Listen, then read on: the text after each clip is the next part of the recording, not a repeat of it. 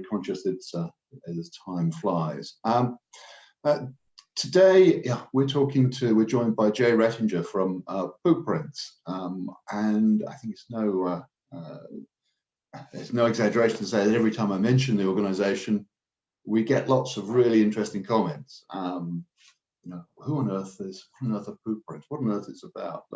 But we're going to have a really interesting talk from Jay today about the science behind what he's doing, and science in relation to a really important topic for the build-to-rent sector. That is the growth of pet friendliness, and how we as operators can actually maximize the returns from that. So just a couple of bits of housekeeping. We're recording the session. It'll be available on our website and to anybody else who wants to see it in a few days. Do please use the Q&A Q&A capability, or the chat function. I'll be monitoring what's going on there, and then at the end of Jay's presentation, we'll do some Q&As with him. So with no further ado, I'll hand over to Jay, who's joining us today from Tennessee. It's not as sunny over there as it is over here, but doesn't mean he isn't going to be as much fun, bring as much sunshine into our lives. So Jay, over to you. Dave, thank you for the introduction. Good morning to everybody. Thank you all for taking the time to join us. As Dave said, I'm Jay Rettinger.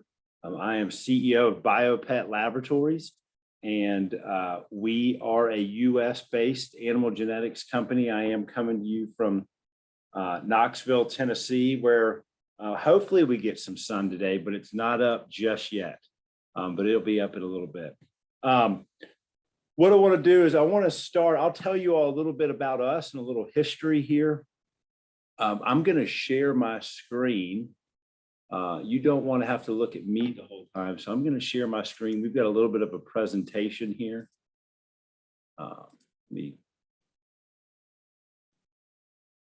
There we go. And that makes it easier. Can y'all see that, Dave? If you nod your head, you can see that perfect. So I'm going to give you a little history about Bio Pet, PooPrints, what we do, who we are, and then I think it'll be fun. We're going to kind of dive into pet friendliness. What does that mean for profits, and what does that look like today? As I said earlier, we are a US-based animal genetics company. We are internationally recognized. We're part of many different organizations, the International Society of Animal Genetics. We are an ISO accredited lab. We have a number of lines of business. We're animal advocates. It's funny, actually, my dog is here somewhere. I think he went back to bed. But we are very pet friendly ourselves. But the biggest thing is we believe in solving problems using technology. And our claim to fame, and we get quite a few laughs about it, is a program called PooPrints.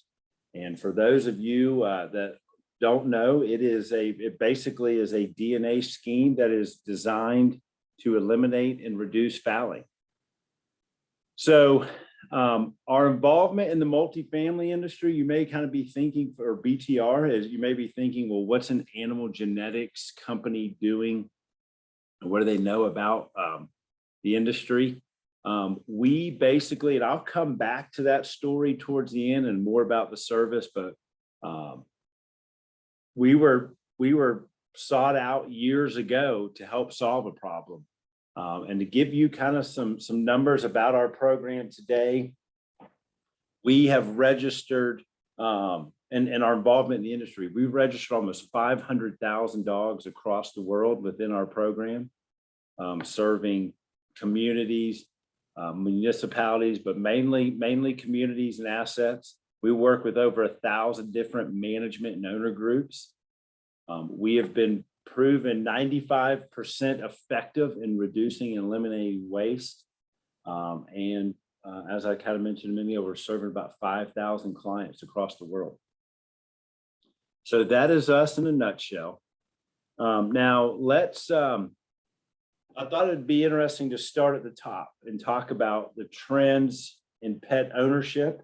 I think everybody recognizes that the pet population is growing and pet ownership is growing. I found some interesting things. I was doing a little bit of research, double checking my numbers when we were kind of putting this together, and we've got some other things that we've been working on in presentations. But in the US, I thought we'd look at a couple different comparisons. In the US, they now say that 70%, almost 90 million families own a pet. 88% of that market, pet market, is dogs. In the UK, we have seen that now 51% of households own a pet. And as of the end of last year, there are over 10 million dogs in the UK, which it's funny, I've been using 8.4 million for years to report the numbers out of the UK, and is now crested double digits. There's over 10 million dogs.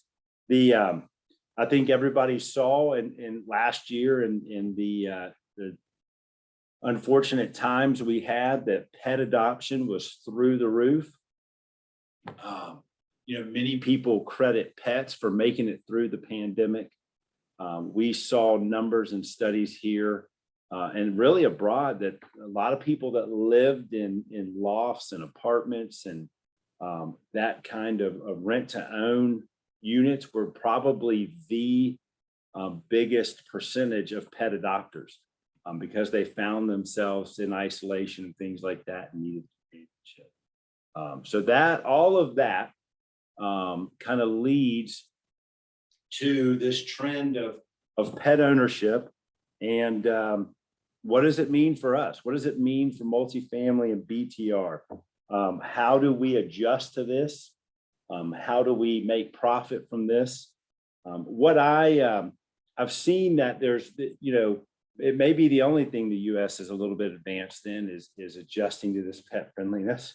And so what I'm going to talk through today is kind of our experience here, how we've adjusted, what are some trends that we have that'll help.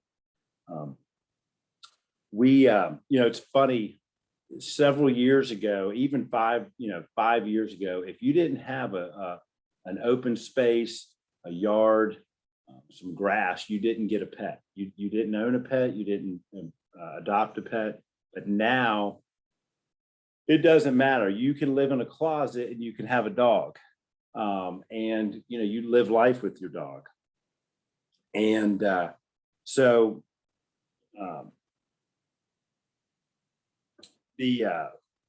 did find this interesting. In some of our research, there was even studies, and I'll get into some more numbers here, but there was even studies that talk about communities that are pet friendly, or areas that allow pets and people that have dogs. You find happier communities, you find reduced crime rates, which I thought was interesting. It doesn't talk about profits, but I found that very interesting. It's not money, but there's certain satisfaction and payoffs in that. To know that it can provide a better atmosphere for residents in simple happiness. Let's talk about some trends in the market and how do we become pet friendly. I thought it was interesting that there are studies that show that right now only 7% of UK landlords allow pets compared to 55% of the US. I had seen that the housing minister had released there was some new acts earlier this year designed towards helping find that balance about responsible pets, rewarding people that had were responsible pet owners and had good pets, but also being able to still give landlords the ability to be protected. That's good. It's a step in the right direction. There's still some things to be ironed out with that, but it was good to see. That may help that 7%. But first, let's talk about the first rule about making money is occupancy, right? So if we saw in the US years ago that if properties wanted to increase occupancy, they needed to expand their pool of residents. And that meant that they needed to open it up to more people and people that have pets.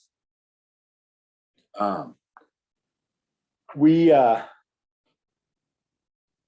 seen that most places, our pet-friendly properties, tend to have higher occupancy rates than non-pet friendly properties.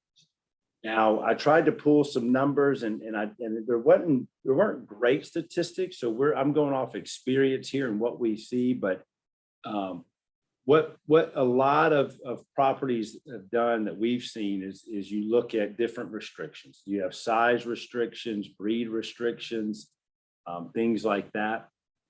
And usually what we see is the less restrictions, the higher the occupancy, the more, cats, dogs, size of dogs, breed of dogs that you allow, the better occupancy rate you have.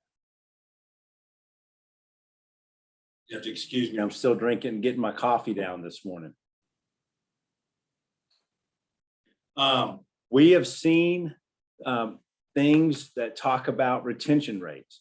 So our studies show that pet-friendly properties can have 30% higher retention rates. Now, it depends on how you look at this. Some people look at high retention rates, residents stay longer, or some people compare it by turnover. So you have lower turnover. And we all know that the higher retention, the lower turnover, same thing, the more money, the less that's being spent in turning units over to new tenants, the better. Basically, what we have found too is that pet owners are big on brand loyalty. You find a place that's good for you and your dog, that has the right amenities, that makes life easy for you and your pet, or living with your pet, and you will stay longer. You're happier, your pet is happier. You have no desire to change location, to move. A lot of amenities come and go. We joke here, I think, sometimes people love certain countertops or paint colors or certain features. Concierge services will come and go. But pet runs and pet amenities stay and are permanent, and people look for those types of things. As many communities have added these types of amenities here in the US, some of them have even started to charge for those amenities. Little things like that that can help with some revenue. Maybe charge for a dog run, charge for a pet wash, those kind of things. What we have seen is that pet owners will pay 27% more than others to live somewhere with their pet, and they'll do so happily. Our pets are our children, and we will take them with us, and we will pay more for that as long as we're satisfied. In the US, we have seen, you talk about, well, how else do you make money from being pet friendly? What does that look like? We see a couple different models. We've got pet rent. I think there in London, there's some places that that's kind of the standard. They charge a very moderate, nice, well, I think it's £50 a month for your pet. Sometimes we see fees, non-refundable pet fees. I know different areas have different regulations in legislature about what they can charge. Sometimes what we see is in the US has become successful is one-time fees towards pet owners. We talked about amenities, but if there are things like DNA registration when you move in, the property will sit down and show that pet owner an itemized bill, in a sense of, hey, here's our pet policies and rules, and here's what it costs. And they will have that one-time fee paid to those pet owners.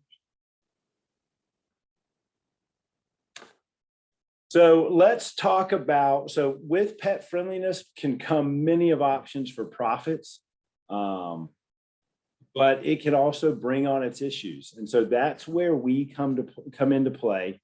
And that's where we were born. That's how PooPrints started. And it's funny, here's the story, and we get, some people don't believe it, but it's true. So we were an animal genetics company. We were doing some research work and things like that. And we actually had a scientist that was living in a community that was riddled with poop. It was everywhere. And she was tired of seeing it everywhere. I think somebody said she stepped in a pile one day. I don't know if that's true, but basically she came in and said, you know, I live in this apartment. I live in this community. There's poop everywhere. I'm tired of not knowing whose it is. There's got to be something we can do about this. And from there, the research started. She was on a mission to find out whose poop that was. She started doing some sampling, some testing. We were able to get DNA from those samples. And she went back to her community on-site team and said, I've got this idea. Are you all not tired of this stuff being anywhere? What if I could tell you whose it was? And they're like, that may be the craziest thing we've heard, but let's try it. And from there, PooPrints was born. You know, let's talk about how it works. How does poop, you know, how does the program work? So what happens is we have evolved over the years. So we work with the community, the asset, you know, on modifying policies and procedures and documentation to notify residents that, hey, we are going to implement this program. Unfortunately, sometimes there has to be regulation in there to protect us from ourselves. And then what we do is we've got, who would have thought we'd have a mobile app around dog poop? But we've got a mobile app and we've got technology that you can integrate with your software that allows you to have everybody registered, you know, from pet owners to non-pet owners. It becomes kind of a pet management and resident census tool that gives you a little more capability than some of your property management software. But we get people registered. And then as people move in, at time of move in, you simply swab their dog. We've got a kit they're given. There's some resident benefits. There's a swab that they just put in their cheek for a couple seconds. That is sent in to us and creates a DNA profile within our database. Then we've got some waste collection kits that are proprietary to us that you keep on hand. If you find some fouling, if you have a fouling incident, you've got some mess on the premises, you can take a small sample of that. You send it to us. We process it in our lab, and we send you the results electronically. You know, usually 7 to 10 days, and we tell you who that sample matches to. Now, we get a lot of questions, and I'm going to kind of walk through our program from afar on the questions that we get, especially overseas. So today, or internationally. So today we are serving several assets in the London area, specifically, you know, there in the Wembley sector. We do have a UK, so our lab is here in the US because our science is proprietary. We do process everything in the US, but we have an office outside of York where everybody posts their samples and their correspondence to. Our DNA technology, we create a profile that is unique and specific to that dog and differentiates that dog from any other dog in the world. So it's not breed specific. You know, I know that there's a lot of trends going on these days with breeds, and so everybody's got, you know, like the multi-poo or the Labradoodle type dogs. And so, you know, some people think, well, we've got several of those on our property. How are we going to tell them apart? Now, we create a profile that's specific to that dog. Our turnaround time is about 10 to 12 business days, and that includes shipping and everything. It's the program, it's interesting. Registration is key with our program. And once you incorporate, you've got to have, we're very honest about the program. You've got to have profiles, DNA profiles in the database to compare the poo to get results. But it's easy. Once you incorporate that into your procedures, the results are tremendous. We see that it curves social behavior quickly. It's unfortunate sometimes, and I think everybody has seen the stories out of the UK on fouling and the increased fouling, especially with the pandemic and the lockdown. But sometimes we have to put regulations out there to kind of protect ourselves and keep things in balance. We find that 40% of pet owners don't pick up after themselves. So this helps. This helps reduce that. Let's talk cost. So, we kind of walk through the program. And, there's three things that you heard in there. You've got the swabs, the registration for the dogs. What we do with those are 44 pounds. It's 44 pounds to register a dog. A lot of our entities there in London go ahead and assume that cost because they're collecting the pet rent. There's a cost for the collection kit, and those are 13 pounds. And then there is a 57 pound processing, 57 sterling processing fee in the lab when we process that waste. In the US, our program, not only does it help keep assets clean, it keeps pet owners accountable, it helps promote responsible ownership. It does provide some ancillary income. The goal is not to be fining people and just create a revenue stream. You want to protect your investment. You want your teams, your concierge teams, your resident teams, your on-site teams, you want them to be able to focus on taking care of those residents and more important things other than cleaning up dog poop. We do see in the US, the fines vary. We have a lot of places that first offense is a letter. But most places will institute a fine of about $250 US all the way to $1,000 for the first offense. I will tell this story. I think everybody's familiar with Sir Richard Branson, and he owns some assets out of South Florida, and even spends time in a couple of them. And one of his assets, it is $1,000 the first time you are caught. And I find it fascinating that they actually are still sending in waste, and they get matches all the time. So I guess some people, money can buy you not having to pick up poo sometimes. A couple other questions we get about the program. I'm trying to kind of review my notes and make sure I don't miss anything. Our results, we get DNA from about 93% of the samples we receive. Our results, we have 4 categories in which we classify the poo results. We obviously have a match. You're able to say, hey, this is the poopatrator, as we call them. This is the guilty party that didn't pick up after their pet. This is the dog it matched to and the owner. We have what we call no matches, which means we've got a DNA profile, but we can't match it back to that offending pet owner.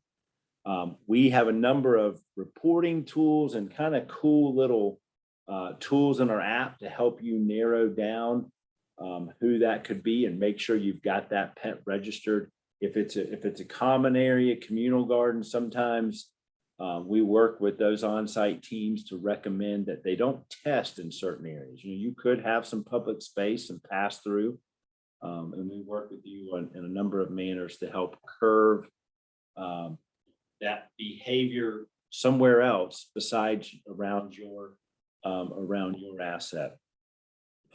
What we see here, and you all may see it quite as well. What we see is sometimes assets may, most people, they know their residents, they know who's living there, they know who's got dogs and who doesn't.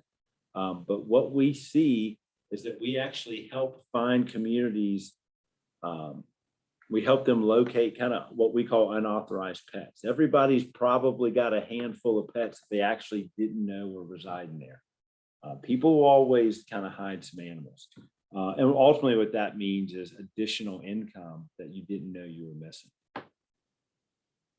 The last two results, we have what we call a fail. That means we could not get DNA. I'll spare you the details this early in the morning on what kind of samples that entails. And we also have some standards about cross contamination. So we fail some samples. And then one of my favorite, which surprises people, is we have non-canine. So unfortunately, we have some assets that they have quite a bit of poo around, and they start the program, and yes, they get results, and some of it is dog poo, but then some of them realize they have a feral cat problem. They have some stray cats, and so we work with them on that.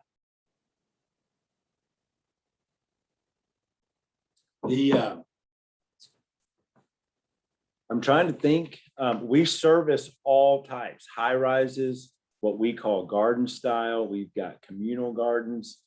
We actually work with a couple communal gardens outside of Kensington or in Kensington. So we've got a footprint there in London. We're hoping, we've been honored to be part of the UKAA, and hopefully we can help translate some of our success in the NAA. But we're hoping to continue to grow. We even work with a couple boroughs there. Barking and Dagenham, we've worked with them for years. What better borough to work with than Barking and Dagenham? But ultimately, I hope this has helped shed some light on how we see pet friendliness increasing profits. We've got a number of ways to take it. I don't want to say take advantage, but a number of ways to make sure that, if you continue to open your property to pet owners and pets, that not only do you cover your costs, but you can provide some income.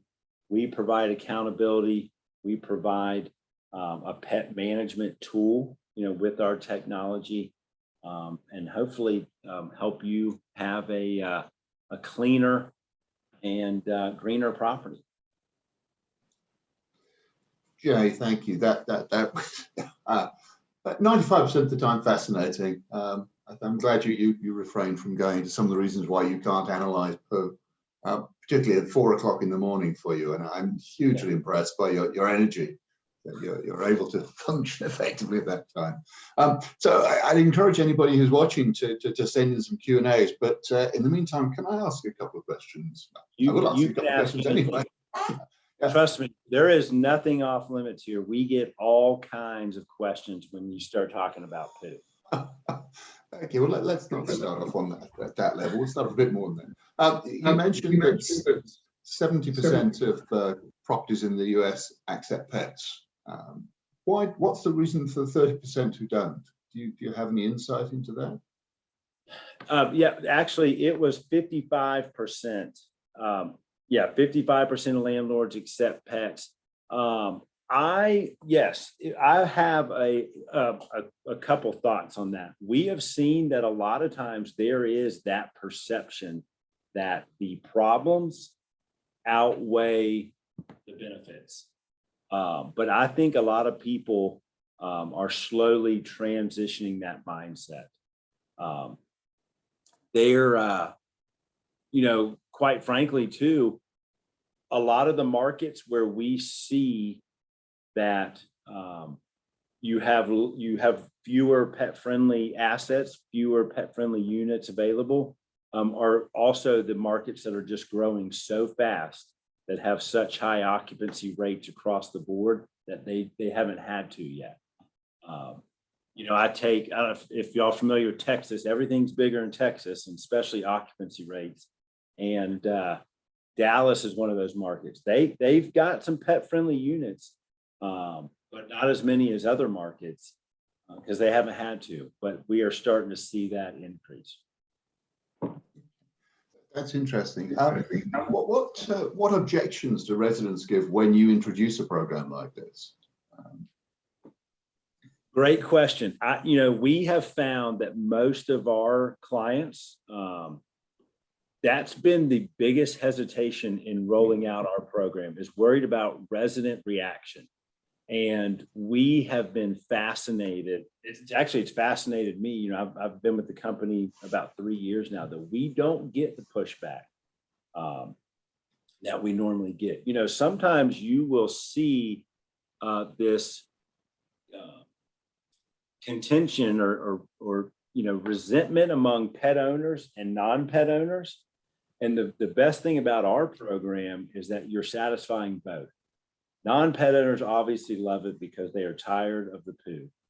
Pet owners, most of them, a majority of them, are responsible. And so they are tired of being accused or of not picking up or not being responsible. So a lot of them are excited that the program is being rolled out, because they're like, finally, I pick up, Betty over there doesn't pick up, and so maybe now she will start picking up. No, I think that's right. The concern is often about what residents will think about it. We've got a question coming from James Bassnett. And James is asking, you mentioned 55% of US landlords allow pets. How many of them do make an additional charge? Is that standard? And if so, do you have any sense of what the average charges are? Apart from at Richard Branson's properties, where I'd hate to think what he'd charge. Yeah, we'll stay away from those charges. That's a great question. So yes, the standard is with 55% of landlords being pet friendly. The standard is that there is some type of fee. Now there are in some areas of the country, you have local municipality regulations that control that. Anywhere, so let's say Oregon. In Oregon, it is just $50. I think it's $50 a month pet rent. Here in Knoxville, it's a $350 one-time non-refundable pet fee. Plus, a lot of places are charging $25 a month pet rent. So it varies, but there is some type of monetary exchange on top of a normal residence fee to have your pet there. I'm guilty of it, but people will pay it. Like I said, 20 pet owners will spend 27% more in finding a place to live and be happy with it if their dog's happy. Yeah, I think that's right. I don't have a dog. We have a couple of cats, and I know that most of the time they make us significantly happier. And which leads me on to the question of you only look at dogs at the minute. Do you have any plans to look at other animals? So we get that question a lot. And while I'm a dog person, my wife is a cat lover, and we have cats. And so I always start by saying, have you ever tried to swab a cat? Have you ever tried to yeah. It's fun. That may be the one thing that keeps us from doing cats. But we have a species panel that we look at. So, here in the country, we have coyotes and possums and things that sometimes leave scat on properties. And so we can tell them about that. But we have seen with dogs being the majority of the pets, People get out and about with their dogs. Not many people walk their cats. And so today we're focused on dogs. Yeah, and it's not so much cat poo as a problem. It's leaving little presence of cat sick, I think, is my experience on the carpet when you come down in the morning. So, Yes, yeah. You gave a really crucial statistic, Jay, which was that there's a 95% reduction in fouling. That's a huge statistic. Does that all about consumer the resident behavior, or are there other things behind that? Is it the fear of being fined, do you think? It is the fear of being fined. So what we see, it's amazing how kind of watching social behavior with a program like this. You know, I hadn't thought about that before I was with this program, but what we see is when the announcement is made, and sometimes it's kind of detrimental to us in a sense. When the announcement is made that a property is going to roll out, a community is going to roll out our program, what we find is that 70% of the problem goes away right then and there. People realize, ooh, they're doing something about this. I could get caught. And they start picking up, but that doesn't last forever. There has to be action taken. So once registrations, so sometimes they'll announce it, you'll see the problem go away, then it'll kind of come back a little bit, but usually not even at the level that it was at one point. When registration starts, it drops again. You're talking 85% of the problem goes away. And it levels out, but it isn't until that first person gets their fine, gets a match, where just 95% of it disappears. I mean, everybody knows how communities are and people are close knit and they talk. And so once somebody finds out that somebody else actually got caught, then it just goes away and stays that way. And as long as communities keep registrations active, you know, as people move in on day of move in, they get the new resident and dog registered, it's steady. The logical implication of that is that you need a normal level of fouling, don't you, to keep fines going, to reinforce the behaviors. But I'm sure that's probably not what we want in the long term, but behaviorally. We've got another question on behavior. Sorry, come on, Jay. Well, I was just saying, you know, it's funny because you bring up a good point. A lot of people say, well, hey, you'd almost need fouling to increase or stay at a certain level to have some ancillary income. And that's kind of opposite of our program. There will be a small enough portion that will just not comply. And you get new people that maybe move in and out that will test the system. That will be there that ultimately pay for the system. But here in the US, we do see a lot of people that what they do is there's a one-time kind of upcharge for the registration, and it pays for itself. Yeah, that touches on the question that Sebastian Moritz has asked, which is, you mentioned most landlords charge additional fees, but what's your experience with them not charging fees, but providing this as an amenity, your service as an amenity free for all? Do you see any differences in behavior as a result? Now, we do see there are places that simply take this on as a capital expense. You know, they're protecting landscaping, they're protecting their investment, and we see the behaviors the same. There's not an additional fee or a fine. Sometimes you see happier residents and better compliance in those areas. Some of those properties actually promote our program within their property descriptions, their community descriptions. You know, we use DNA management to keep our property clean and clean, and we're very pet friendly. And I'd say some of those properties, the ones I'm familiar with that do not charge fees and use the program, have some of the highest retention rates that we see. They just have a really good community atmosphere and culture.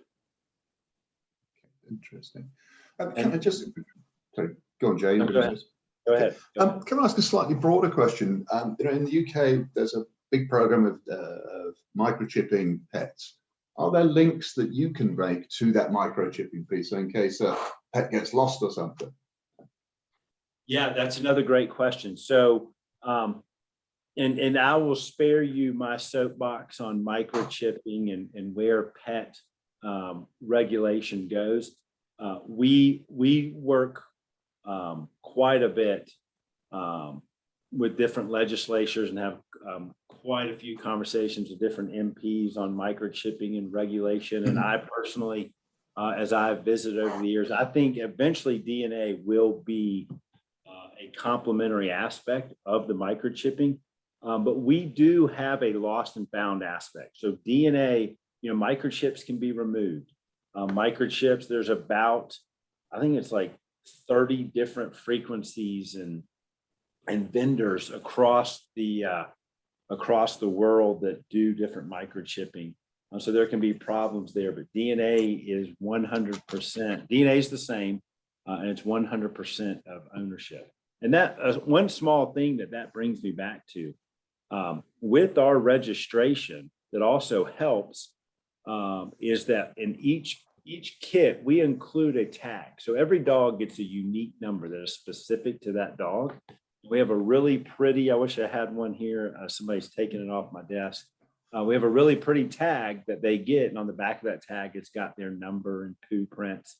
And so we get a number of calls and inquiries to our website a week to say, hey, I found this dog. It's got this tag and this number. Do you know who its owner is? And we don't release, you know, we are huge on privacy. That's one thing that I did mention earlier with our database. We Privacy Shield, GDPR, we do all that. But what we do is we contact that owner and say, hey, we've got somebody's located your pet. Here's their contact information. So we do serve as a DNA, in a way, serves as its own built 24-hour lost and found. No, absolutely. Huge advantage potentially in a community where pets can get lost. Yeah. I'm conscious it's now almost 11:15 UK, 5:45 for you, and you presumably need to go back to bed, Jay. I'll just check there are no other questions, but if there aren't, then can I just ask? Can I just say thank you for getting up early, for doing this? It's been actually fascinating, and I could spend all morning talking to you because I think this is just one of those topics about the building of communities in build-to-rent multifamily, which has been going forever.